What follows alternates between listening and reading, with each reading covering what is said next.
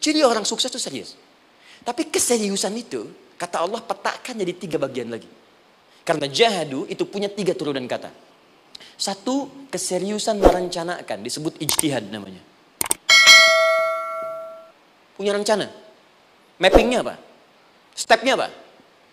Oke, Anda ingin kerjakan sebuah proyek, baik, proyeknya berlangsung berapa lama? Target kita apa? Jangka panjangnya, menengahnya, jangka pendeknya. Kemudian apa tantangan yang akan dihadapi di setiap tahapan-tahapannya? Selesaikan. Bahkan saking pentingnya tahap perencanaan ini ditunjukkan oleh Allah langsung lewat sholat. Teman-teman masih ingat sholat pertama yang kita kerjakan setiap hari, sholat apa namanya? Subuh. Apa artinya subuh? Tuh, ini masalahnya. Ini kata Al-Quran sendiri ya, kata Al-Quran sendiri.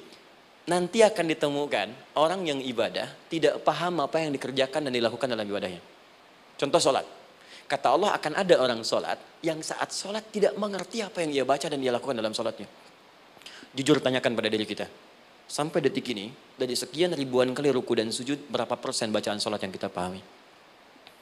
Jangan-jangan kita ruku tapi nggak ngerti yang dibaca. Sujud tak paham yang diungkapkan. Bagaimana bisa khusyuk? Mustahil. Maka kembali ke sini. Kenapa sholat pertama itu disebut dengan subuh? Teman-teman, ternyata semua nama sholat dari subuh sampai isya, plus bacaan dan gerakan dari takbir sampai salam, itu bukan sekedar gerakan semata. Semua ada artinya, ada maknanya. Dan diajarkan oleh Nabi langsung. Subuh disebut dengan subuh. Ada 2 kata. 1, fajar. Quran surah ke-17 ayat 78. Inna Qur'an al-fajri kana mashhuda. Kedua, subuh di surat At-Takwir. Was-subhi idza tanaffas.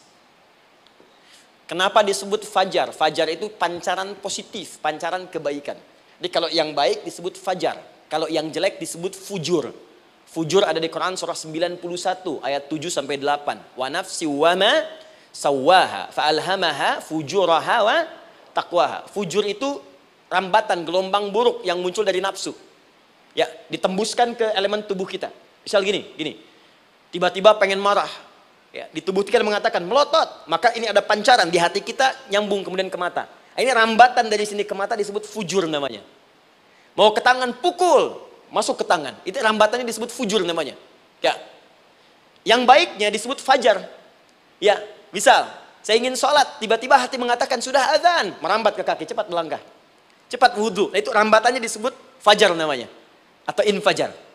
Ini pasti ada, ya. Fujur nama lainnya nafsu. Disebutkan 115 kali dalam Al-Quran.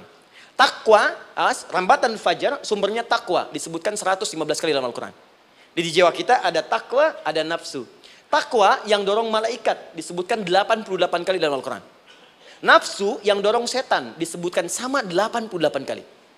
Di setiap Anda akan mengerjakan satu hal, pasti akan yang mendorong pada yang baik, akan mencegah dari yang baik itu nafsu. Pasti itu. Pak Alfian mau tanda tangan proyek. Tiba-tiba disodorkan, Pak, ini Pak. Kok begini proyeknya? Perbaiki, karena ada yang nggak beres. Tapi fee-nya lumayan Pak, 1 miliar. Nggak bisa, jiwa takwa mengatakan jangan terima Pak. Bapak mengatakan maaf, ini jari tahiyat, gak akan pernah dipakai maksiat, perbaiki, datang lagi. Ini Pak, kok sama? Fee-nya diperbaiki Pak, 100 miliar. Nafsunya mulai berkata, terima. Takwanya bilang, jangan. Akhirnya beliau katakan, tangan tahiyat gak akan pernah dipakai maksiat. Tapi tunggu, saya istighfar dulu.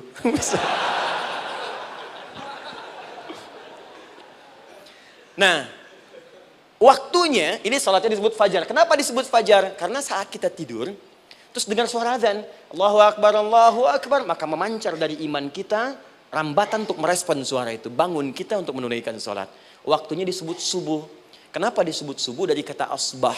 Asbah itu artinya yang siap dengan rencana. Ya, orang Islam tuh nggak ada yang bangun dari tidurnya kecuali punya rencana jelas yang akan dieksekusi di hari itu. Makanya sebelum kita bekerja mengeksekusi itu, kita datang menghadap Allah supaya Allah berikan kemudahan di setiap aktivitas kita. Coba lihat manajemen Nabi. Bukankah sebelum tidur beliau istighfar dulu? Dirinci pekerjaannya, dicatat yang akan dikerjakan besok, istighfar 70 kali, 100 kali, sehingga dengan istighfar saat tidurnya tenang. Coba kita biasakan. Ada yang baca Quran, ada yang istighfar. Kalau nggak percaya silahkan cek. Begitu Anda lakukan, tidurnya enak. Besoknya rencana itu sudah siap. Makanya ketika bangun, siap jam 7 mau kemana, jam 8 ada di mana, jam 12 kerjakan apa. Sebelum mengerjakan itu, datang kepada Allah, sujud, ya Allah, saya punya rencana ini tolong mudahkan. Begitu caranya. disebut dengan subuh. Nah, sekarang kembalikan peta hidup kita mau seperti apa ke depan? Ijtihad.